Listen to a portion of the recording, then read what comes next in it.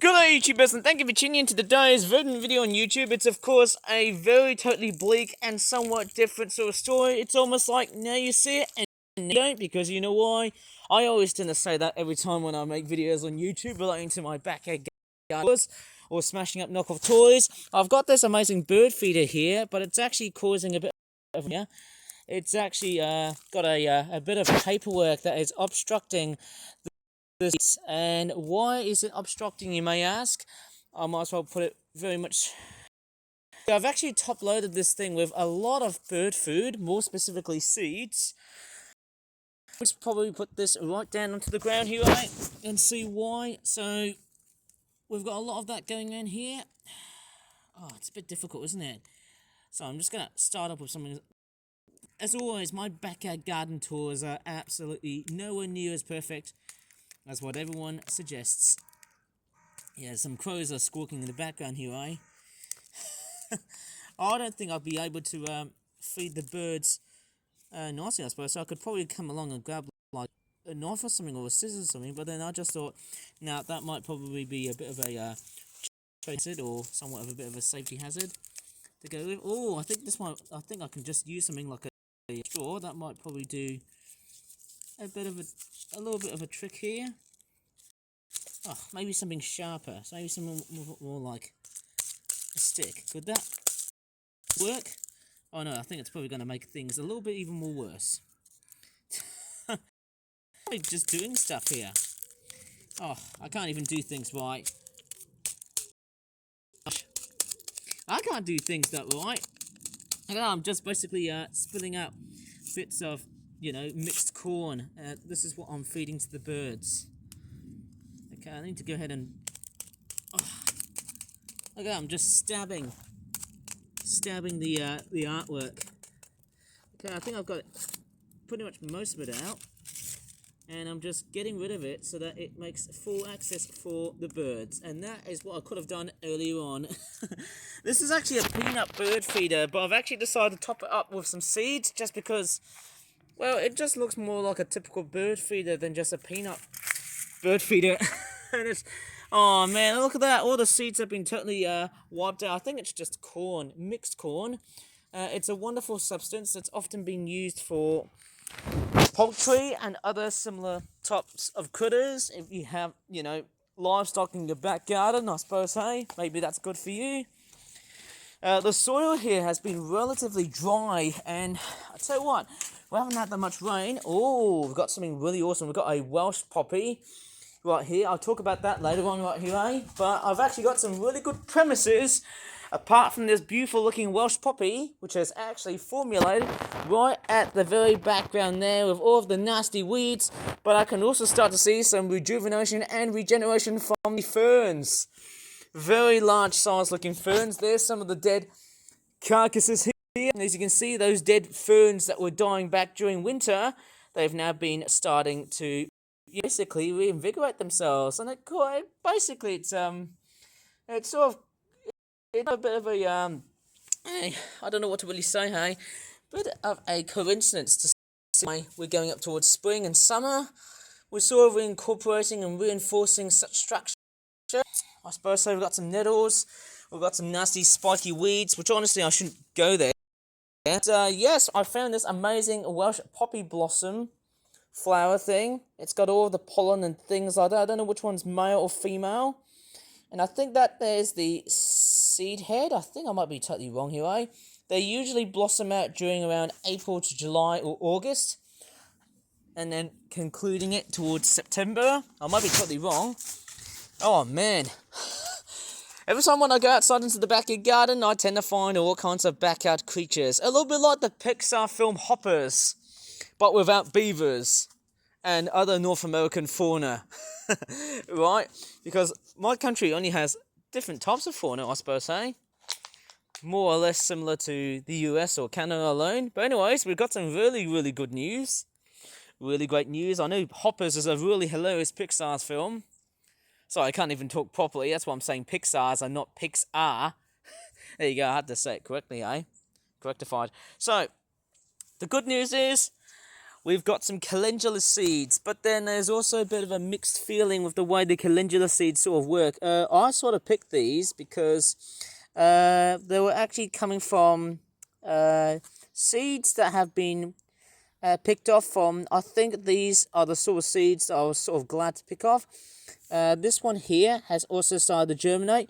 Now, with the way the calendula seeds are sort of done, or sort of germinated, is that yes, they do require a lot of moisture to germinate, but I don't know about you, but what's quite strange is, hey, I can start to see there's a bit of perforation from the calendula seeds. Now, I'm not sure how they work, because I do know that when you start to add a lot more compost, then the seeds will pretty much stay put. But I think if you put no compost on the top, then the seeds will actually start to move and jerk around. And I think that's a real trick here. I think it's probably best to add another layer of compost if you're trying to germinate seeds. Okay, and there's also nasturtium seeds that I've started to plant, but I've actually failed, and it has totally blown my mind off, because obviously I didn't realise I just kicked those bloody seeds out on purpose. So in that case, hey, do I have to pretty much buy some more nasturtium seeds, or can I just leave it as it is? Who knows, I might as well buy some more nasturtium seeds if they don't seem to work. But for the time being, hey, we've got a lot of calendula seeds, which are now becoming the champs. And why are they so prolific? Well, it's mainly because that these seeds are highly resistant and resilient to such frosty conditions, especially when you go up towards autumn and winter time. And the crows are taking over the video. Shut the hell up! So yes, the calendula seeds are very much resilient to such frosty conditions during autumn and winter. Right, obviously, we've got a lot of other plants. Oh, no. Can you just shut the hell up? That's better, isn't it? Okay, here's the bugger right here. There's that crow on the top here, right? There he is. He's just basically, squawking. And now he's totally silent because of me. There's one here. It's gone off to the other side of the tree. What's up with crows taking over my videos and then just having to film them just because I'm doing nature trekkings and things like that, nature walks and things like that? Maybe that crow's responding to another one of his cousins, his other roost mates, as I like to call it. It's the nesting season. I do hear a bit of songbird action as well. But hey, let live, let fly, or let grow. Right, obviously, apart from the crow here, right, we've got a lot of other bird food. There's some Niger seeds. I've actually supplemented a lot of Niger seeds, but I think it's mainly for, like, finches, you know, goldfinches, greenfinches, chaffinches, you know, all types of finches, bullfinches, hawfinches, which are like the rarer types, I think. Siskins, if you're really lucky to see them during winter, depending on which area you're in. Lots of mixed corn. I've basically just left an entree of seeds just because I want to attract as many animals as possible, because the days still remain as chilly as they are during springtime. But yeah, hey, we've got a lot of amazing stuff here. I've actually got a lot of meadow seedlings starting to germinate, so I should probably avoid trampling and trespassing around this area here. I think it's best to refrain from all of the seeds, or the seedlings in that case, that I've started to trample with. Okay, so it does look very, very nice. And we've also got some dandelions here. There's a lot of wind rustling coming from the greenhouse here, because it is starting to become a little bit breezy. And yes, we are starting to move away from that sort of unusual summertime sort of event where the weather has decided to turn a lot more weather-wise sunny and somewhat tropical, or subtropical in that case, because we had temperatures going up to about 22-23 degrees Celsius, and we also had prolonged sunshine. But yes, as I'm trekking through my backyard garden, it seems like nothing much has changed, apart from the nasty blackberry thorn bush that I've got rid of. Didn't I? I've taken out a lot of that nasty stuff right from here, which was a really risky but somewhat determined type affair, as I like to call it. Sort of, yeah, it's sort of my fortitude to get rid of that nasty weed right here. It's still poking out, it's still protruding. I still need some time out as well. And there's also a nasty spiky weed thing. I think I should probably empty out this plant pot. I know it's got an extra flower in it, which I might probably have to transplant if I have some time. Yes. it's probably not the best location to have. So I might as well remove these. And like I said before, these are actually quite good plants. It's just that nasty, spiky weed thing that's actually taking over. Man, what is up with spikes and weeds trying to really rule this whole planet? I don't know what's going on here. What is that? Is that a jumping spider? Oh my gosh. I don't think I should probably handle this thing because this thing can bite me. Oh my gosh, I feel like I'm living down under. Hey, who said I wasn't going to be doing a big spider attacks daddy video or whatnot? I wouldn't handle this thing. I'm not sure what species of spider that is. That's quite nice. You know, in Australia, you've got a lot of deadly snakes, spiders, and things like that. Got a very weird chirpy sort of parakeet in the background, hey? Wonder where that parakeet is from. I also need to keep an eye on that spider, because that spider is actually quite relatively deadly. I'm not sure what I'm looking at. Quite curious, actually. I'm going to have to probably come back to the tool shed and see what it looks like. Okay, with the parakeet just chirping in the background, at least I did see something that was very unusual. That was, I don't know what species of spider that is. I don't think it's a giant house spider. It could either be a false widow, as I'm looking at here. My goodness me. My god, whoever thought I was going to be presenting spiders in this video, and oh my gosh.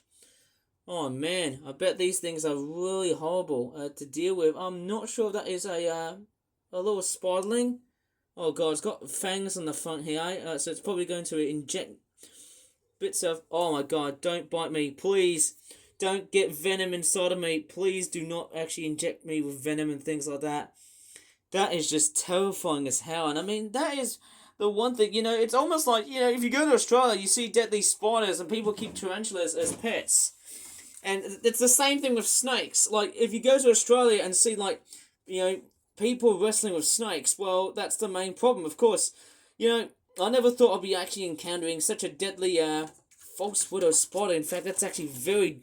Oh my gosh. Oh my god, I remember that time I was actually pouring hot water into those nasty giant house spiders.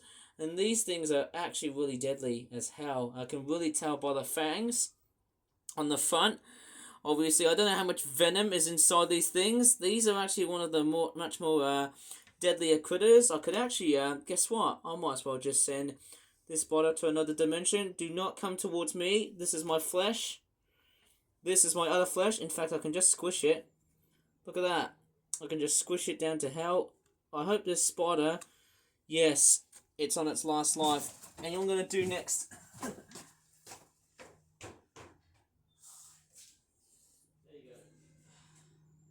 There you go. Here's what I've decided to go for. Instead of a hot water spider, how about a cold water spider bath? There you go. Here's something for YouTube. A bloodbath full of spiders. Deadly spiders. Oh my gosh. I should have said a warning that says, warning, please do not attempt to really play with spiders. Or warning, this video contains graphical images of spiders. And if you suffer from arachnophobia, this video is not for you. There you go. This is what I've done. Killed a nasty, I don't know if it's a Statotota grosser false widow spider. But guess what? I'm going to chuck it straight out into nature, and who knows, there could be a bird or some other insectivorous critter to take down the spider. You know, obviously, hey, you know what, it's the same case of snakes. If you ever see something that's black, run for your life. And I think that's the most important thing. I think when you go down to Australia, especially with my feet, or footwear in that case, if you look downwards, you might be able to see something that's nasty and gnarly, and something that's camouflaging in a scent of black. Please look underneath throughout shoes, slippers, socks, anything like that. That's very important to do so, because obviously that is the rule number one thing in Australian lifestyle, as I like to call it, eh? Or in a typical Australian lifestyle. I should have talked even more better, right?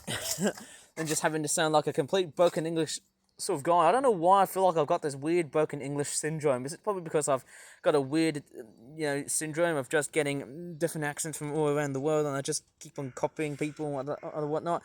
Let's just hope YouTube doesn't really monitor this sort of situation in a very nasty way. I'm just hoping YouTube is a very harmonious community for many people like me. Right, I should probably get inside in the house and just probably make some lunch, because it was actually really nice chatting to a wide range of stuff.